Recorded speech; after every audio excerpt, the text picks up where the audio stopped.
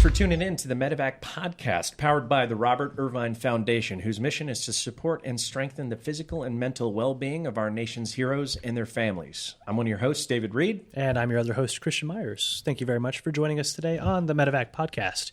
If you're new here, there's a price for the show. You got to share it with a friend or family member if you get something out of today's episode. So hit the share button, interact with the video somehow, leave some likes and comments, all that jazz.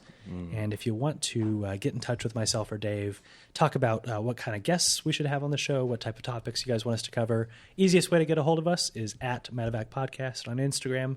Go follow, interact with some of that, show us some love, because we'll do the same for you. Absolutely. Yes. Who's our guest today? Our guest today. So we've got a pretty cool series coming up right now called Reunite the Brave, which is covering Reunite the Brave. And we have Charlie Williams here today, who is a former 3-5? 1-5. 1-5. 1-5, excuse me. How dare you. 1st Marines, 1st Battalion, yeah. 5th Marines. There we got to start Air this. Force guy. It doesn't make sense to me. Soldier, airman, Marine walk into a bar. Doesn't make sense to me. Yeah, it always happens. Just the sense of entitlement. Damn it. I wasn't in the real you guys military, with your though. fancy chow halls and barracks. It was like a business with guns. Just an outstanding budget for grass. Yeah. I tell you, those are some nice lawns, though.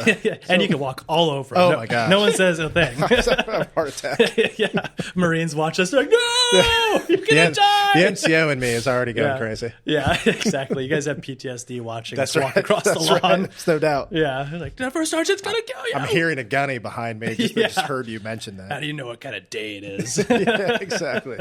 Well, thank you. Thank you very much for being here today, Absolutely. Charlie. Where are we right now, and what are we doing right now? So we are in beautiful Oceanside, California, which is just outside of Camp Pendleton, and we are reuniting the 1st Battalion, 5th Marines for the first time they've been together in 20 years since they were part of the invasion in Operation Iraqi Freedom 1. That's crazy. You guys have some very interesting history. Yeah. I know that it is quite possible to have served in 1-5, and what you call a threepeat is hit 3 intense deployments within a 4-year term.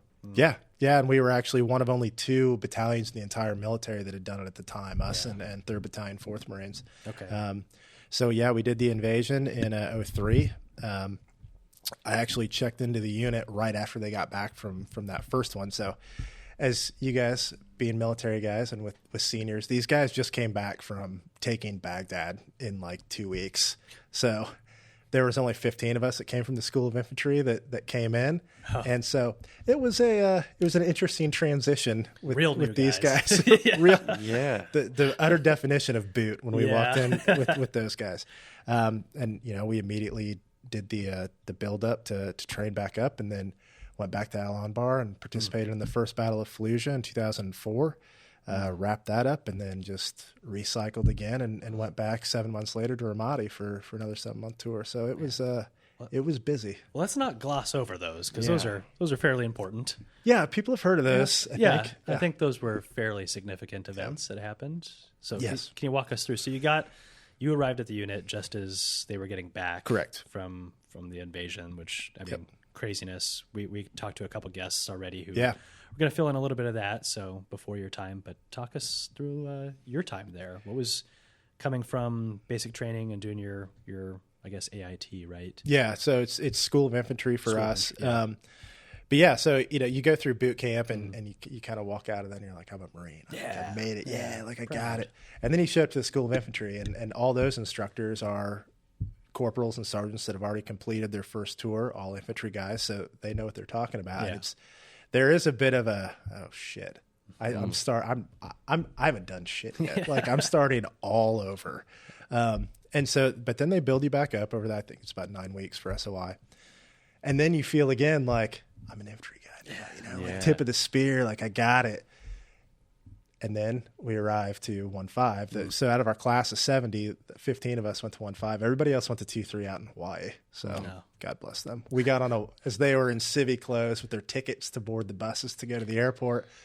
We're boarding the plain white government buses and driving down the road at Pendleton to San Mateo and reporting into 1-5. And they were still on leave, actually. So it was just the 15 of us for a few days. And then they showed up, and it was... Yeah, it's quite an adjustment. I bet that adjustment had to be kind of just really a prove yourself kind of environment. Over and over. Is we have been through the ringer. We don't have time for shit. We're actually combat experienced. We're going to give it to you now. Yeah. And I'm sure that had to be a rough time to enter. Yeah, you're 100% right. I mean, it's like you said, they don't have time for that shit because they've seen it. Yep. Right. Yeah. So they have no patience for, being slow at learning things. I mean, dis and ass drills and magazine change drills and things like that. Like we would, if there was nothing on the training agenda for that day, guess what we're doing? We're standing on line, holding the rifle up with one. You guys have done it with one hand, which gets to be a lot after a while, and just switching mags over and over and over and over again. Nice. Rangers had to do it with no hands, but I had to throw it in there. It was way harder. Way harder back in my day. You were after me, Dave. Thank you. Damn it. True story. Right. I forgot Charlie's True old. story. That's Yeah, right. I'm an old man back here. Yeah, well, you know what? That Marine kept you young at heart. Well, I brother. appreciate So, it. I appreciate it. No, so it was a hell of a transition. I mean, and what the hell were the 15 of us going to say? These guys were legit combat veterans and had seen the toughest combat that American forces had seen. And, at that time, 13 years, 14 years? At least, and only some units really saw hard combat in Desert Storm. So, as for the bulk, these guys were it since Vietnam. So just trying to find your place in that unit, it took a while. And shit, I'll be honest, like I almost went UA. Like at the beginning, I was like, this is ridiculous because, we were the guys that, the senior guys that have just been to combat, they're not doing the fire watches and they're not doing the duties. And, I don't blame them, but at the time it sucks. But and all that new training, all of those new methods that they have learned overseas, now they're implementing. So that shit jobs is all on the new guys at this point. That probably none of them had to experience themselves. Right. So there's this initiation factor that they have never been through, or they thought that they've been through because they experienced that in live combat. Right. Which is interesting. That is just a weird balance. Right. And so like I was probably part of that last kind of cadre that came in with the training of, the old Cold War training. Yeah. We're looking at charts because I was weapons company, looking at charts of T-72s and BMPs and that type of thing. And so there's the book way of learning. And then these guys have seen like that's not how we're fighting, and that's not how it works, and that's not how it works. So it is starting completely over again. Like the basic things, marksmanship and basic patrol formations and things like that. But everything else is new. Well, they essentially come back, these NCOs who are now combat experienced, and take the manual and just throw it away. Yeah. This doesn't work anymore. We have to reinvent the wheel, and we're starting with you. It's Tom Cruise and Maverick throwing the F-18 manual in the trash. Yeah, no, exactly. It's exactly right. Everything you knew, perfect. Yeah. Forget it. Guess what? You don't know anything, and you don't have any time to learn. So you better figure it out. That's right. Yeah. That's right. Trial by fire. Absolutely. Literally. So, I mean, I credit it later in the career, but at the time, man, it was miserable, and a whole new tempo. But I'm sure that really set the tone to the successful leader and Marine that you became. No doubt. And I think it shaped a lot of things because, you learn, you take the things that you think were good points, good traits from different NCOs and junior leaders. You subtract the bad ones that you see, implement some of your own. And so it kind of shapes the kind of leader that you're going to be. I mean, luckily, I'm not totally ragging on those senior guys because 90% of the stuff I took, but there were some things that me and some of my peers, laid off on with our future guys. And not saying either one's good or bad, just a different approach that I think we kind of evolved as we all saw more and more combat. Yeah. And, what's important, what's not important. It was this weird transition time in the military that, like I mentioned earlier, it went from this kind of Cold War mindset, that type of, peer adversary to now we're fighting an insurgency. Yeah. And it takes a whole different skill set to do that.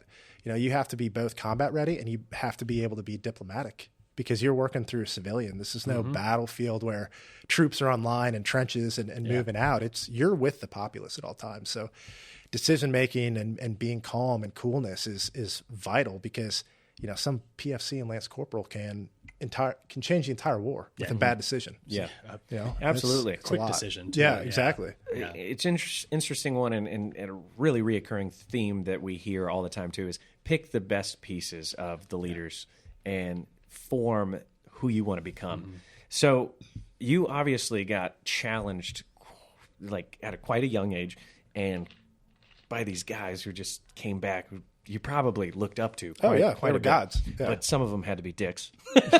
I'm sure. There's always dicks. There's always dicks. And then, 6-7 months later, you're back on the road. Yeah. Spinning up to go do another deployment. And you get to be a part of this. How is that experience for you? So initially, at that time, they were talking about, the SASO operations. So like we brought woodland camis because they wanted to kind of change it. Now we're almost, we're like peacekeepers. We're here to, rebuild the infrastructure, do all of that stuff. Yeah. And that's what we did for about 2 weeks. We never did the woodland cami thing, but that was it. We all grew mustaches. Nice. I could not. At 19 years old, it was terrible looking. Caterpillar. But Fuzzy caterpillar. yeah, it was bad. But so yeah, we pushed up and got to our AO, and I believe it was 101st that we relieved, and I remember doing left seat, right seat with them, and they were telling us like something is changing here. Like we don't know what it is quite yet, but something is different recently. Attacks started going up. It becomes more of an insurgency at this point. Yeah, there was kind of this dead space a little bit, after Saddam was capitulated and all of that, and moving into this insurgency, but it started to kind of uptick, and we arrived in February of 04. Did our kind of spin up and acclimatization in Kuwait, and drove up actually in our vehicles up to Fallujah, and we were just outside of Fallujah in a little town called Al Karma. And I can tell you, driving south to north in Iraq, southern Iraq, the people, they'd wave, they'd love us. Kids would follow our trucks. We're throwing out, M&Ms for MREs and that type of thing. But, once you got around Baghdad and you started going west, it completely changed the way people looked at you.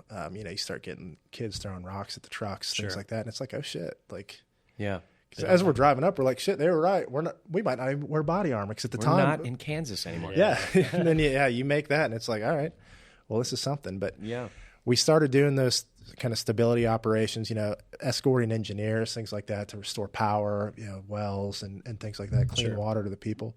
There was one incident that I can remember in late March before Fallujah kicked off, where we had a guy throw like a grenade from a corner at our convoy. Didn't hurt anybody. One guy took a couple pop shots from an AK, but that's all we had seen for the first like 2 weeks. And we're like, all right, well, this is going to be fine. Yeah, nothing too crazy. And one of our responsibilities at night was, because Camp Fallujah, which is a huge multi-coalition base outside of the city, would get mortared. These guys driving with a truck, set up a mortar system, pop off 4 or 5 mortars at night. I'm sure you guys saw this in Afghanistan. Get back in and take off. And so we would do the weapons company platoons. We would do night patrols, and we'd drive out, shut everything off, like in an OP essentially, wait, drive to somewhere else, shut everything down.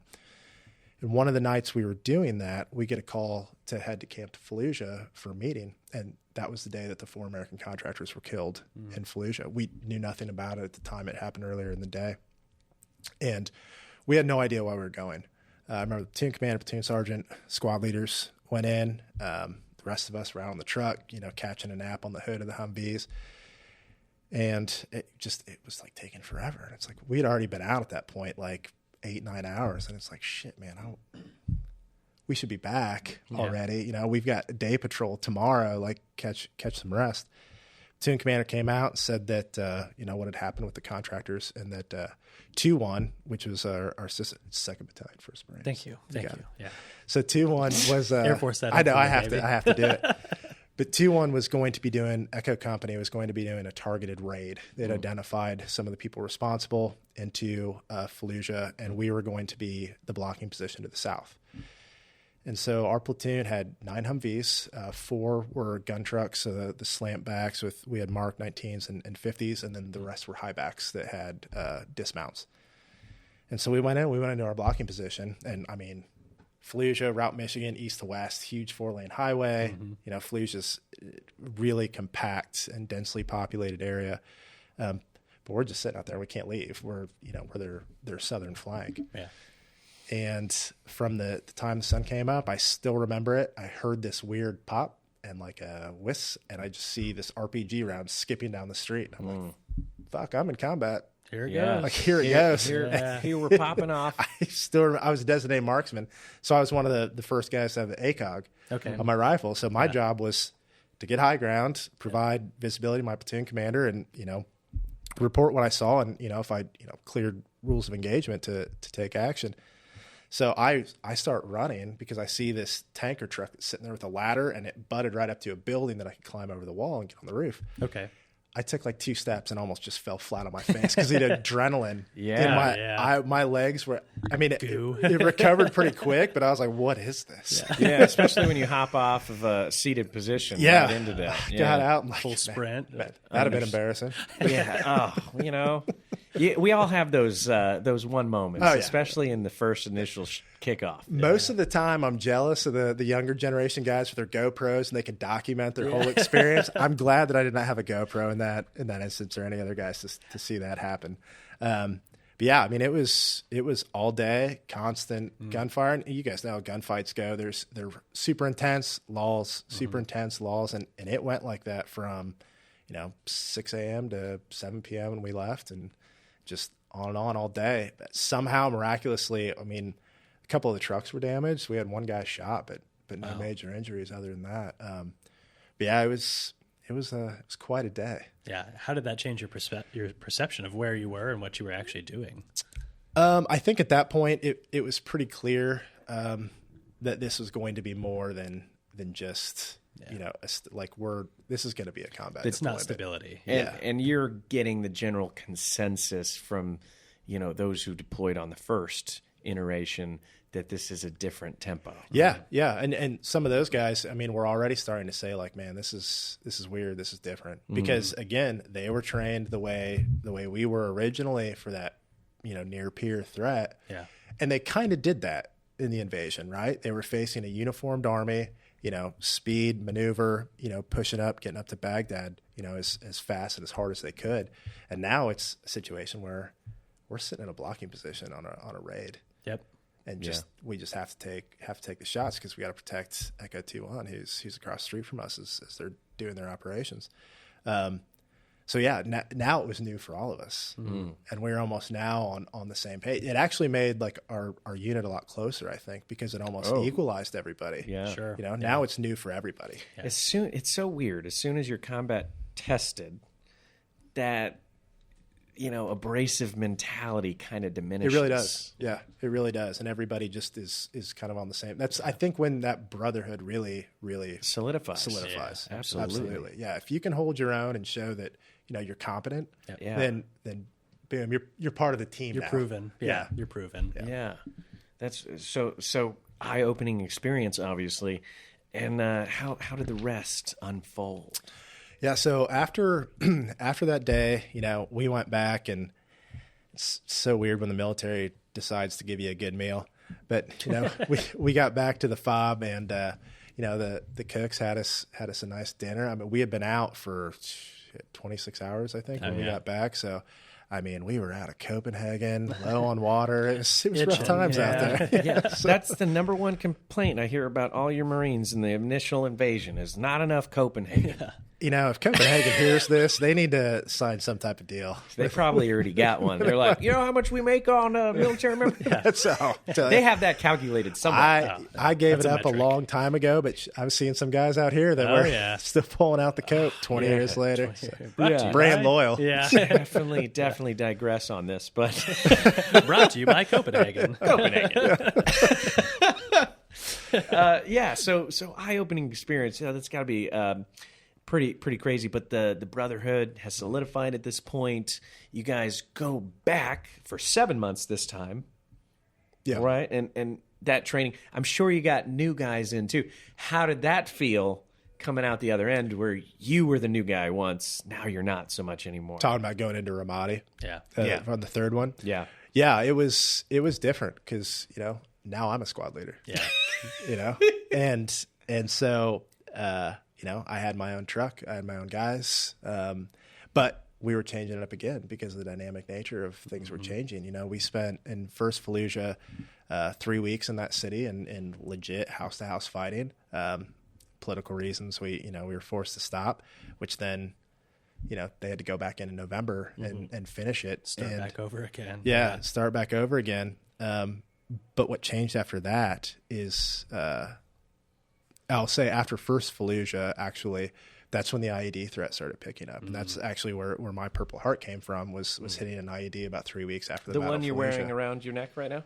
Yes. I'm sorry. It's in I had to say it.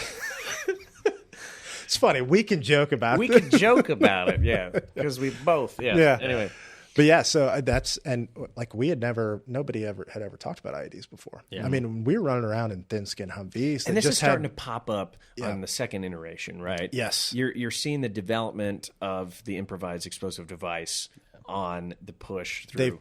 They kind of figured out that maybe fighting force on force with the United States military is not a good idea. So third iteration. So let's do paper cuts all over the place. Yeah, these guys have spun up. Yeah.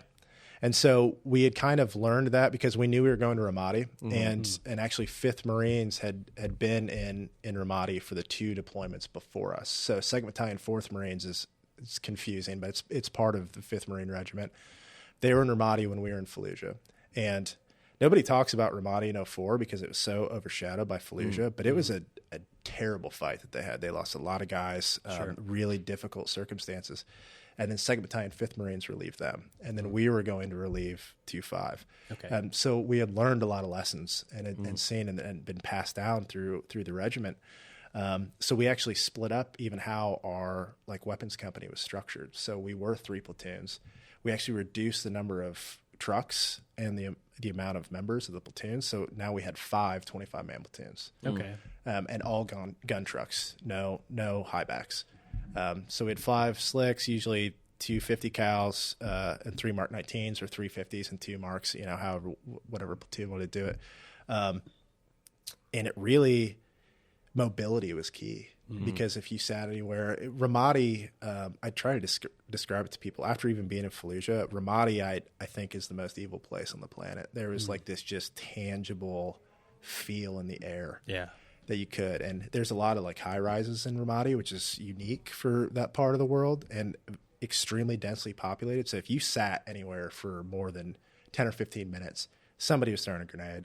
Somebody was shooting, a mag of AK at you, and IEDs were everywhere. Yeah. So the goal, if, all we did was we would patrol all the time to try and keep, the IED threat as low as we could. But when you're on those main roads, we were going as fast as those Humvees could go. Get off the main road, get on the side roads, slow down, patrol through the neighborhoods. Anytime on a main MSR, I mean, you're flying. Yeah, as fast as possible. Yeah. And we're still getting, we hit, I think my platoon alone hit 26 IEDs in Ramadi. We had up armor Humvees at this point, thank God. So, we didn't lose a ton of guys from that in my platoon. Some other ones did. But the sniper threat picked up big time. So all of our KIAs, or almost all of them, in Ramadi. We actually lost more guys in Ramadi than we did in Fallujah in an asymmetric fight, and it was almost all from IEDs and snipers. Wow. Very little force on force. They tried attacks on a couple of our posts. We had a traffic control point at the north end. They tried an attack on. We held the government center in Ramadi because it's the capital of Anbar. They tried a vehicle-borne IED hit on it, but that's when that stuff really, really blew up. Yeah. Pun Pun intended. So around this time, I mean, you're starting to see EFPs being developed. Quite nasty stuff they're developing. Yeah. But yeah, those up armor vehicles were a godsend. Absolutely. Saved a lot of lives. Yeah, it did. It protected for what their IED technology was at the time. Yes. Granted, they learned One too, deployment and later, adapt. very different. Correct. Very different with the EFPs becoming the prominent source of IED development. Because at the time, it was just, throw a fuse in the back of a 155 round and bury it in the ground as fast as you can. And, that or delayed or Right. command detonated. Old Soviet tech. Yeah. Absolutely. They were making Recommissioned. They were making technological advances as fast as we were. Absolutely. You know, I remember in 2004 when the ID threat first started, like, you know, we were being trained, like, look for like Pampers boxes on the side, because that was perfect size for them trash. to put stuff in, and there'd be a wire. And so you could look for that. Yes. By the time you got to Ramadi in 2005, it was all remote det with a cell phone and buried. And so they could really conceal them really well. But yeah, so that was, Ramadi was a really frustrating deployment. You know, we lost 2 company commanders during it, which is, you know, that's pretty rare in today's times. You know, it just, and the way it was done, like there wasn't a lot you could do about it, because you still have to be out there. And, you know, and 1.5 kind of has a history of the officers getting hit.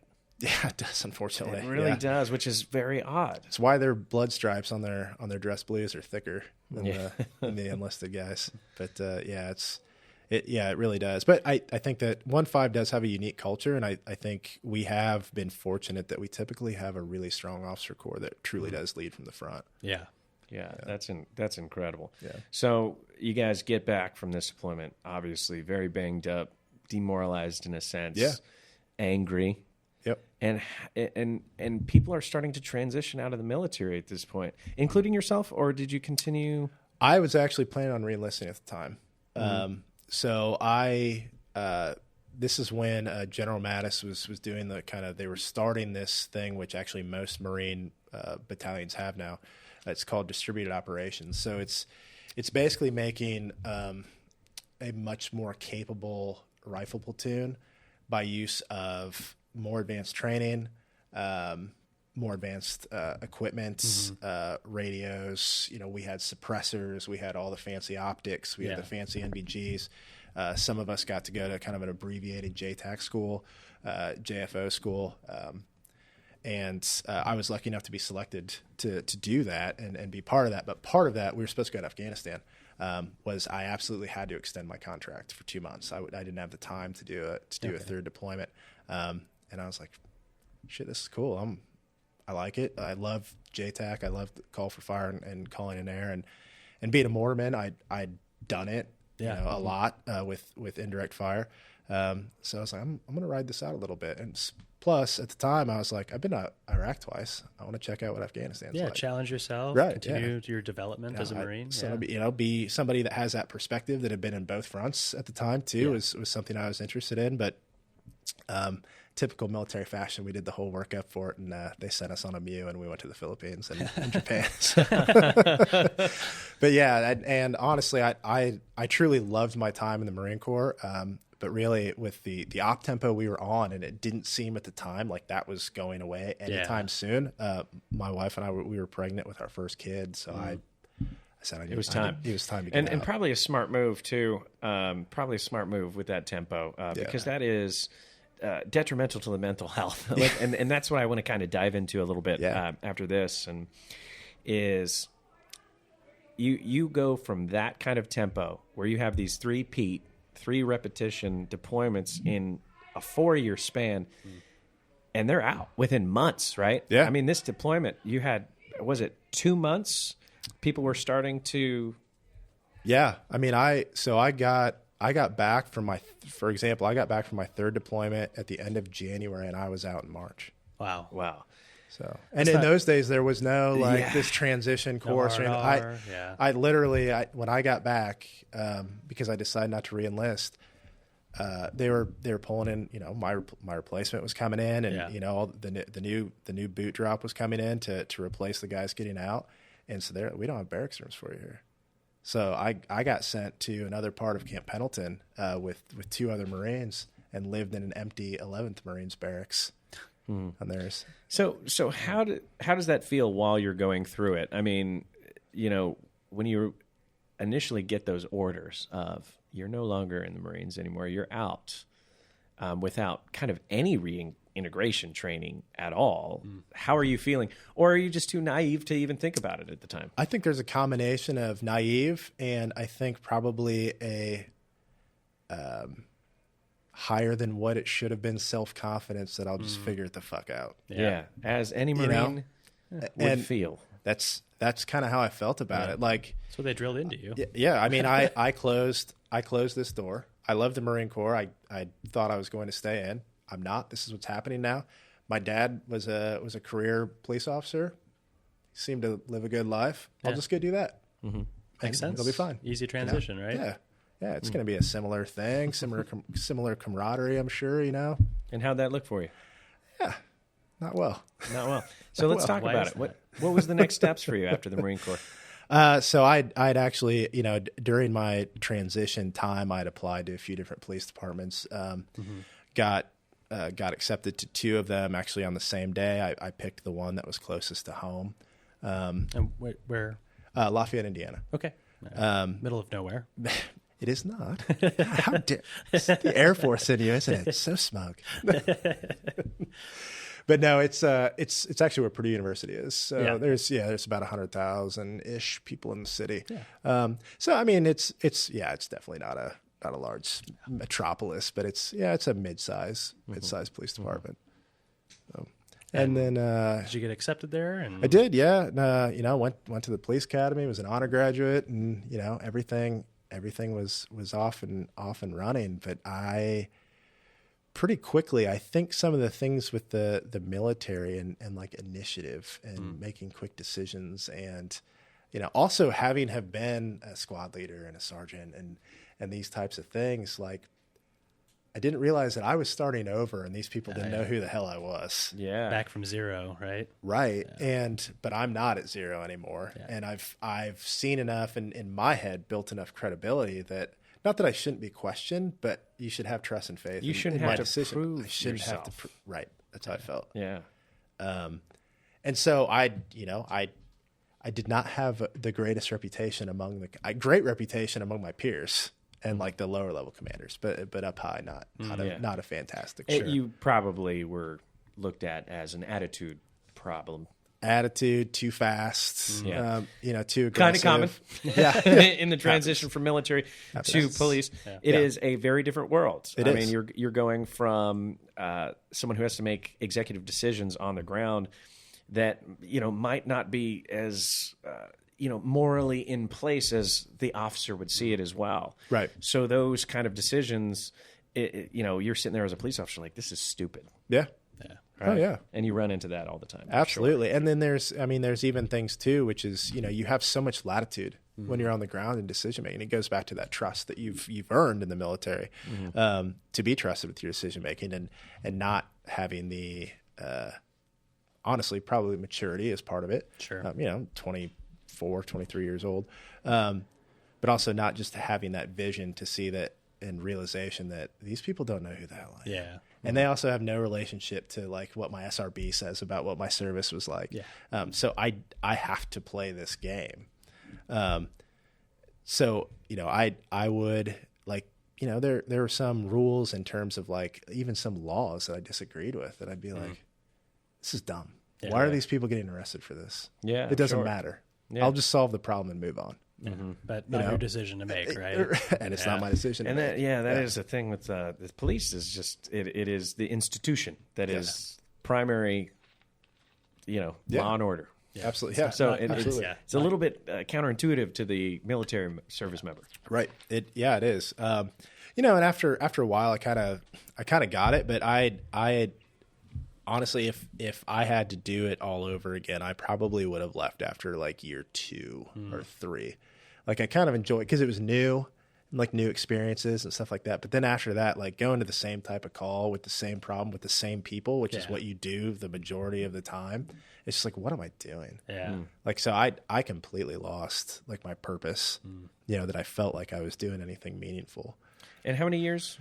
I did it for 10 years. Oh, wow. 10 years. Yeah. So, a lot of that comes from, I was an infantry guy. I didn't have a college degree, and police departments pay reasonably well, and you have decent benefits and decent time off, and my wife and I had 4 kids at that point, and it's like I can't just take off and go back to school, this is just kind of is what it is. And man, I get to some pretty dark places. I think that feeling of like I'm stuck and hopelessness. Like I remember getting up in the morning to go to work and just sitting on the edge of the bed most days and just being like, I can't fucking put on that uniform and go out there again. Like for the next 12 hours. And it's a rinse and repeat. It is. It's an absolute rinse and repeat. And it's feel trapped. Absolutely. Absolutely trapped, and just, I started, I stopped going out with friends, kind of alienated my wife, and just like, I just lived in my own head of just, this sucks. And it's miserable, and I have no way out. And I let it go way, way too long. A decade. Because you just felt like I didn't have a choice. Yeah. And so what broke that mold? What broke that pattern for you? Really, it got to, it took probably about a year before when I really realized that I would need to do something before I finally did. But I remember, so I left law enforcement in 2017.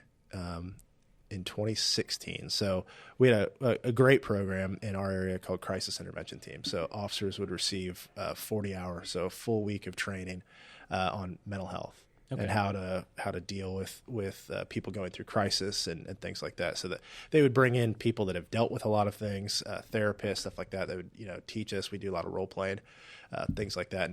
And being a veteran, oftentimes when veterans were in crisis, I would be the one that they would call to come talk to these guys. Sure.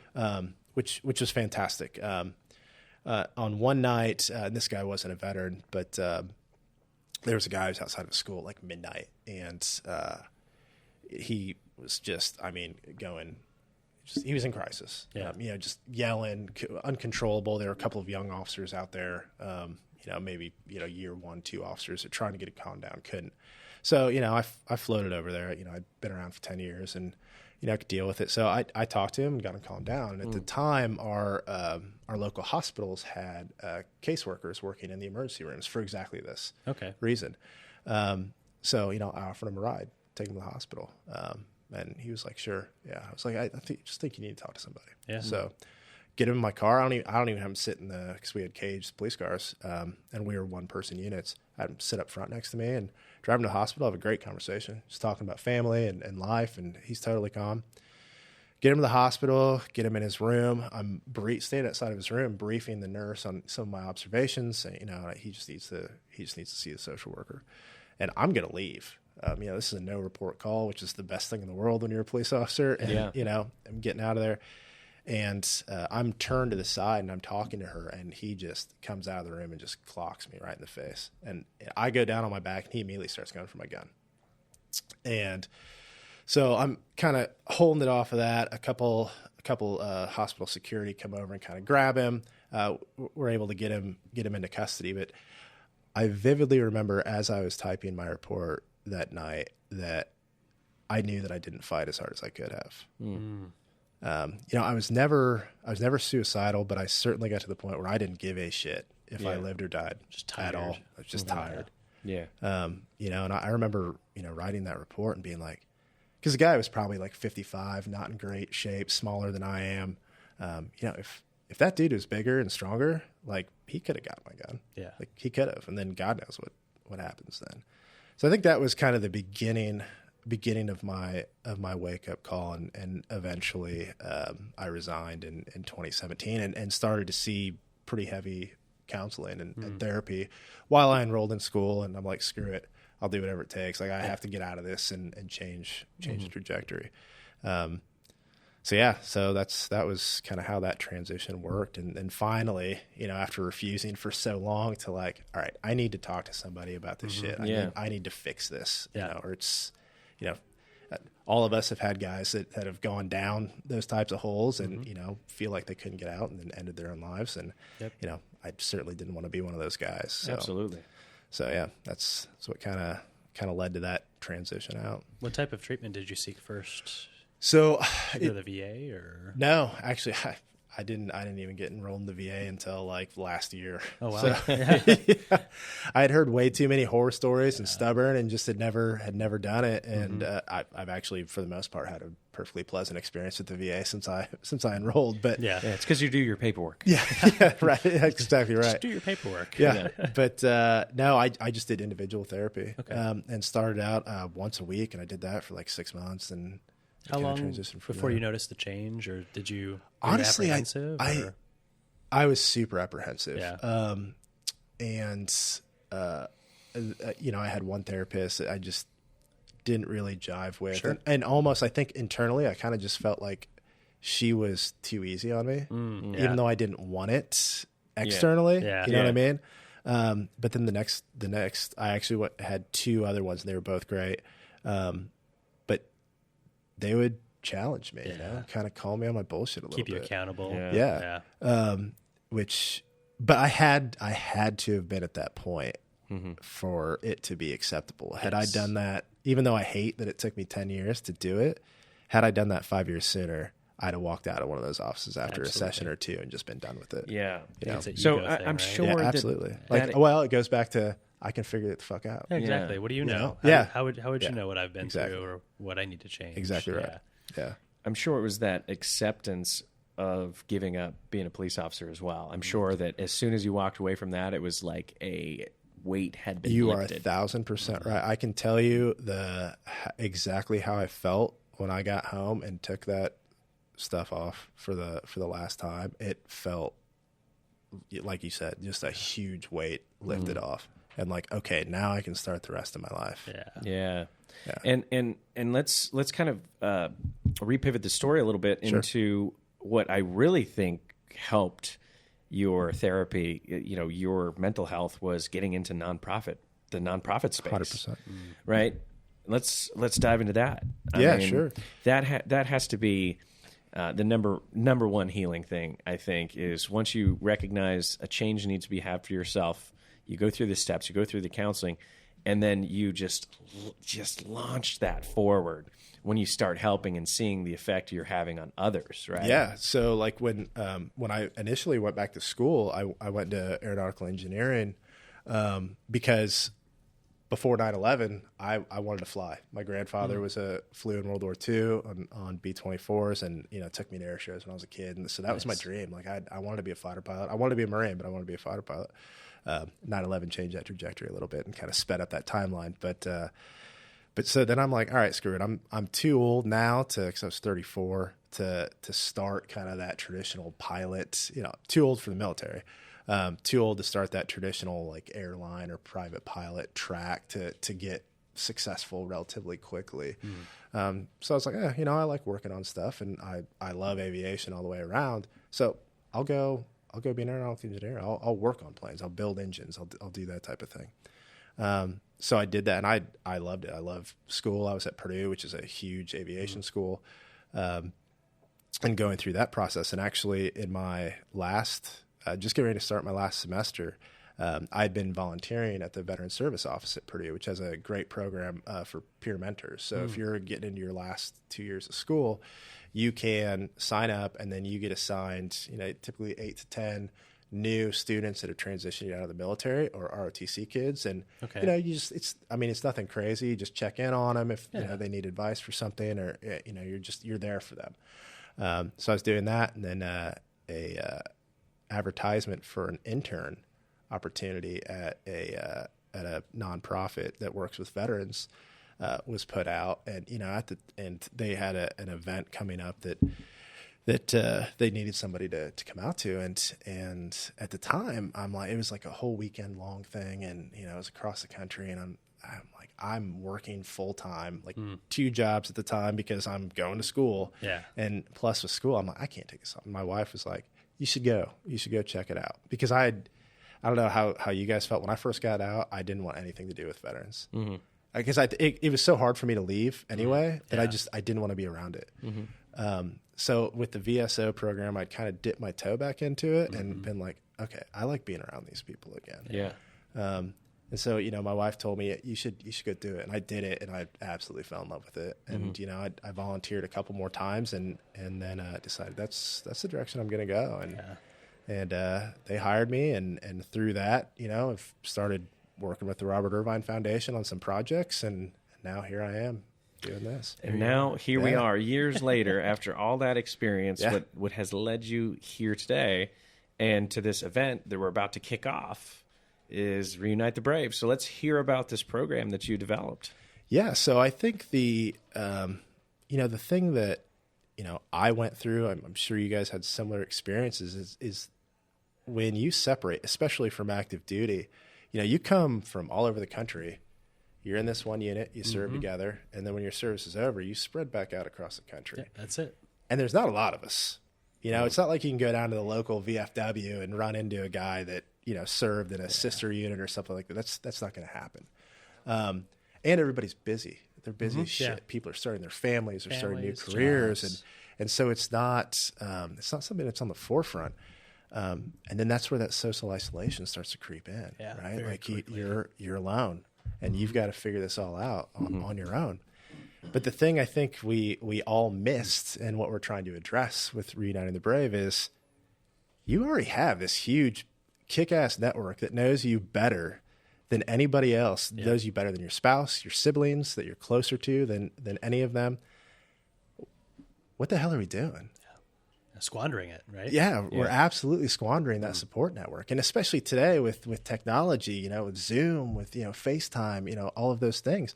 But how you have to accomplish that, though, is you have to bring those people back together face to face, because you can't lie face to face. You can't lie with body language. Yeah. If, one of your brothers or sisters will know instantly, because they'll see it in your eyes, whether you're struggling, or you're not full of shit and you are doing well. Yeah, they'll be able. Yeah, you can send a text. Yeah, I'm doing fine. Yeah, cool. Good to hear from you. We'll talk next week. Right, and like that doesn't work. Doesn't do anything. Doesn't work. Yeah. So get that unit back together so they can reignite those bonds and by the way, you are a little bit different when you become a civilian again. You might have had, I'm talking about some of those senior NCOs when I first reported that were complete dicks. Yeah. But then you see them a few years later in a different capacity and you get to talking to them and you're like, you get to hash it out a little bit, right? Now I get it. Now I get it. Yeah. Right. Like, I understand where you're coming from with that. And you get to know each other as civilians. And so whatever bullshit you were holding from back in the day, that's gone. Yeah. And, oh, by the way, now you have this new connection from your unit. And such a decompressing moment for a lot of these dudes who have bottled that for the last decade. Absolutely. To be able to come in and openly express themselves, something that, like taking that uniform off, where they could now find a safe place to unload a little bit is incredible to watch. Yeah. Well, and it's real therapy too, right? Because if your therapy, what is therapy at its heart? It's really just you talking to a non-judgmental person about stuff that's bothering you. Finding somebody that you can relate with. Right. And you already know. And once again, we have this huge network of people that are going to be non-judgmental at you because they're going through the same thing as well. And it also lends a lot of credibility to actually getting help. Because if you had this badass squad leader or somebody that you looked up to and in a conversation, you're talking back and forth and, inevitably it eventually comes up at all times. And, I've been like, yeah, man, I was going through some hard times and I saw a therapist. Yep. Maybe this person that, felt like they could just figure it the hell out is going to be like, well, shit, if Gunny's seeing a therapist, like, what do I have to lose? It's okay if I see a therapist. Yeah. Or they went to this great program with, another, with a nonprofit and they're like, you need to go do this. Yeah. And they're like, I should check that out. Network extends a little bit as well. 100%. Which is another fantastic piece of 100%. All this stuff. So what does this event look like? What are these 1-5 Marines going to be doing here? Yeah, so tonight was just kind of the kickoff. It's almost, whenever you get these units together, it's a little bit like a junior high dance at first. Oh yeah, because everybody's nervous as hell before they come. Just looking like, I haven't seen this person in 10 years. Am I going to recognize them? And are they going to think of me the way I think of me? I love how everybody dresses at these too. It's like some people are just like, I'm going to dress to impress. I'm wearing some of our cargo shorts. That's right. I think I saw a tuxedo tonight. You still have the people that are like, I don't give a shit about anything. Yeah. Fight the man. The basketball shorts, socks, and flip flops. Yeah. Oh yeah. That's great. There's a broad spectrum. But then you see it happen over the course, and it doesn't take very long. Yeah. And then they're right back at it, and they haven't lost any time. It doesn't matter. These guys have been apart for 20 years. Yeah. And it's funny too, because, I was part of this unit too, but, you think about, at that time, I knew the names of everybody, the faces of everybody, or the majority of people. Sure. But, you're like, am I really going to recognize some guy for 20 years? But it's the eyes. It's the eyes. It's the way they stand. And what's weird is only the people that you served with would you recognize that outside of your wife or your children, like the mannerisms, those things, because you spend so much time together in those extremely stressful and powerful situations that, one of my guys walked up behind me when we were setting up earlier. He arrived a little bit early and he's like, I know the way that guy stands, and walks up behind me. He's like, "What's up, Williams?" It's like, back of the head, you're used to it. Quite questionably, the most you feel alive, is the moments you had together downrange. 100%. Well, it's the only time in your life that everything is just purely black and white. Yeah. Right? True story. Yeah, it is. Because that's all there is. It's just the job, man. Yeah. It is. And that's it. What a beautiful, beautiful experience if you could overcome the fact that you faced that difficult adversity. Right. So they obviously went through the awkward dance tonight. They did. What does the rest of the weekend look like? So first thing, bright and early tomorrow morning, we have a mountain that is wonderfully named First Sergeant Hill. That's right behind where our barracks were there at Camp Pendleton. And so we're going to be taking a memorial cross up there. The 5th Marine Regiment started with some of the Afghanistan guys, I believe, in 2009 when they came back from the deployments. They would carry a cross up there inscribed with names of their fallen from the deployment and place it up there. And now as time, and it kept going, and now as time has gone on, some of us older guys are like, man, we want crosses up there too. So those have been getting added from the earlier OF 1, 2, 3 deployments. So we're going to finally do that after too long and go up there and honor our fallen. It's going to be a lot of old guys climbing a hill that we used to run and dread having to do, but we'll get it done. But yeah, so we'll do that, and then we're coming back down from that, and we're doing a more formal memorial service near 5th Marine Regiment headquarters. Because not everybody's able to still make that trek, so we want to make sure everybody's included, and along with the Gold Star families and the families of the fallen, to be able to honor their sacrifice and make sure that they're the families, especially, that they feel that they're part of this, because they really are. They are part of the 1-5 family, and they will be forever. And that goes for Gold Star family members of any units, as you are forever part of that unit's story. And your son or daughter that is lost, there are people that think about them every single day. I know I think about, guys that I lost every single day. And weird stuff will happen. I was, being back on base for the first time in the while, I was driving off the gate and went by the Carl's Jr. that's right off gate. And instantly I'm thinking about my buddy, Tim Nelson, who died in 2008. We used to, every Friday morning after PT, because typically we weren't going to the field on a Friday, we'd go out and get a breakfast burrito from Carl's Jr. You get those weird little memories that just spur it. Yeah. So it's important that I think Gold Star families know how much we think about them, all the time, and their families and their son or daughter. So we'll do that. We also, the battalion support we've gotten from 1-5 has been incredible. There's 70 Marines that are foregoing their 96-hour libo for Easter weekend that are going to be on deck to support it, which is absolutely amazing.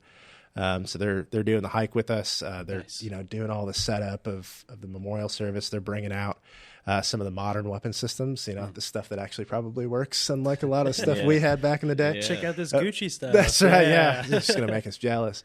But so that'll be set up for people to manipulate and mess around with. And so it's gonna be a great day for this is. You're truly bringing back the battalion that last left in a formation from that place 20 years ago to cross the LOD into Iraq. That'll wrap up the morning. Give people a couple hours to kind of decompress from what'll be an incredibly emotional memorial service, and then we're heading back up to kind of go on a higher note and do a nice. Very fancy banquet dinner, way too fancy for Marines that Chef Irvine and his team are preparing for us. So I actually stopped in there yesterday and checked it out, and I'm like, we don't deserve this. Is way too much. No, it's too good. It's too good. Absolutely. It's too good. So I'm very excited for that, the Marines are going to be blown away, I think, Oh, yeah. when it comes tomorrow night, because I can tell you that Marines, we get the bottom of the barrel. You guys have seen our bases. even yours, they're not as nice as yours, Dave. But yeah, so it'll be the best food that they've ever had. General Padilla, who was the battalion commander at the time, he's going to have some remarks. We have Admiral Cash, who's the chaplain of the Marine Corps. Currently, he was Captain Cash at the time and was the battalion chaplain when that went up. So it's a cool full circle. Are going to be giving remarks, and so yeah, we'll go late into the night and wrap that up and give people a little bit of a sleep in on Sunday, because it's pretty early tomorrow, and Admiral Cash is going to do an Easter service on the beach for the Marines and their families, and then after that, it's just a nice relaxing day on the beach again, like those old beach barbecues we used to do after deployments back in the day. So excellent. It's going to be a pretty special weekend. It's going to be a great weekend. Yeah. And thanks for taking the time to come out and open up on your story. And absolutely, it's quite incredible, the story of resiliency and overcoming that adversity, overcoming that loss of purpose. Absolutely. And reestablishing to, essentially save the same unit yet again and help them with their next chapter in their life. Yeah, well, I think it's important that we all talk about it. Yes. And that's what you guys are doing with the Medevac podcast. It's, nobody knows what anybody's going through unless we all just talk about it. It's beyond time that we all just do it. Yeah. Yes. If we just open up about it. Yeah, if we could save one person, feelings are cool. They are okay. Yeah, feelings are okay. You can still be a hard ass and talk about your feelings. Tough but tender. Yeah. That's right. That's what we say on the podcast. That's right. Absolutely. Tough I like but it. tender. Yeah. I like it. That is it. Well, thanks so much, Charlie. Absolutely. Looking forward to see how this weekend unfolds. We have some excellent guests coming up from 1-5. Oh yes. We got some good guys. 1-5. You'll enjoy them. 1-5. Yes. You finally trained the Air Force. I've made it. I'm getting a Sharpie later, and we're going to write it there for you. Please use it in crayon. And the last slide. I see what you did there. Hey. Excellent. On that note, crayon eating 1-5 Marines. If you guys always get the last word. Look at this. Still continuing. If you guys are interested to hear more about what the Robert Irvine Foundation does at Reunite the Brave, you can check it out at robertirvinefoundation.org. It's pretty incredible. This is the first of many to come. Yes, sir. I'm hoping and praying for. So thank you, and join us next time. Yep. And if you want to find more about the Medevac podcast, easiest way to reach us at Medevac Podcast on our Instagram or medevacpodcast.com. All sorts of links and buttons. Go figure them out. Later. Bye. Till next time.